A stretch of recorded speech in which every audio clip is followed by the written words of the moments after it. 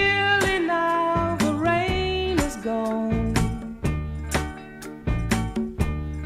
I can see all obstacles in my way. And yes, Rob McCool can see clearly now. Rob McCool, that fictional character who lives in a prismatic world of colorful fictional characters. And Rob McCool faces challenges in his brand new life, as well as reflects on those challenges in his old life. And along those lines, Rob McCool is driving through the Liberty Historic Square, heading for the place where he has his annual eye examination. The ophthalmologist who does the examination is also the one who had told Rob that it is great that he has his students sitting up straight in class. This ophthalmologist also helps reassure Rob that his vision continues to be crystal clear. And in August 2025, rest assured, Rob's eyes were wide open as he faced a multitude of challenges at Freedom Maples Elementary School. And chief among the challenges that Rob faced during this current school year, back in August, was the schism between logical ways of doing things and the ways being espoused by his wonderful administrators. And one of those administrators was Connie Discipline, assistant principal, 29 years old. She is very big into something called conscious discipline, and conscious discipline, in Rob's mind, runs contrary to logical discipline. And at that first faculty meeting, Tuesday, August 13, 2024, Connie Discipline, 29 years old, is talking about the goals for the school year. Rob is thinking, 29 years. I have shirts older than that. Rob is also thinking, believe in yourself. And Connie Discipline was known to say things like, teach him a card game, let him play, don't stress him out. Or when they finish with the map test, let them put their heads down and take a nap. Yes, for Rob McCool, things became clearer and clearer about the direction in which Freedom Maples was going. It is now Wednesday, September 6, 2023, and a new day is coming for Beatrice McCool. She is moving into assisted living at Subtractington Place. She is leaving the house in which she has lived for almost 59 years. And on the previous weekend, Rob McCool and his sister, Suzanne Avenue, had taken their mom for a tour of the place where she would now call home. And meanwhile, back on August 11, 2008, Rob McCool had just met with his administrators, Jack Pomfrond and Judy Hickenlooper, about departmentalization, and he had felt like, yes, he had won that battle. And yes, Rob McCool had won that battle, and there were other battles coming as the 2008-2009 school year continued. And such was also the case during this current school year, back on August 13, 2024.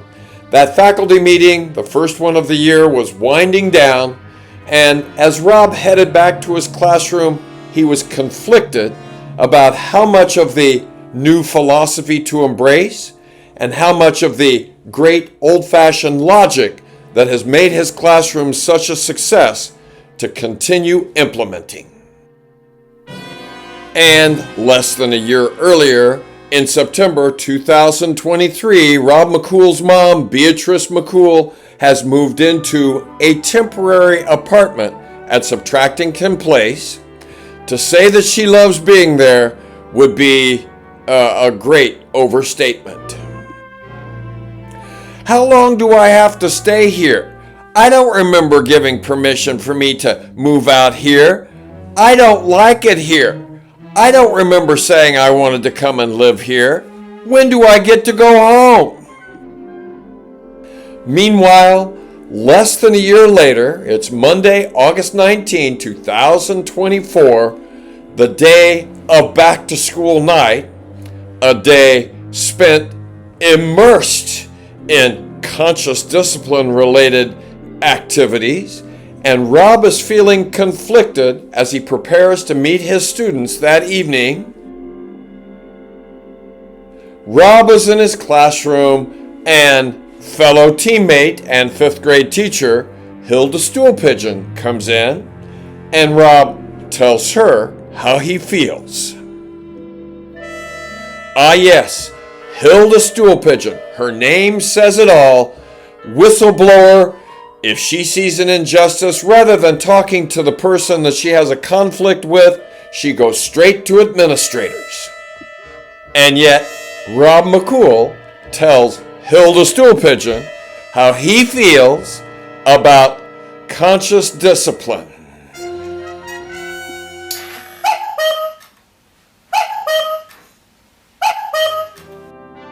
Meanwhile, back to the Freedom Maples of 2008-2009, where Rob McCool continues to face challenges and conflicts. And one of those challenges came in the form of the Spanish teacher that was hired to start teaching at the beginning of that school year. And she was Serena Peresosa, bubbling over with exuberance, a smile for everyone, always friendly and chatty.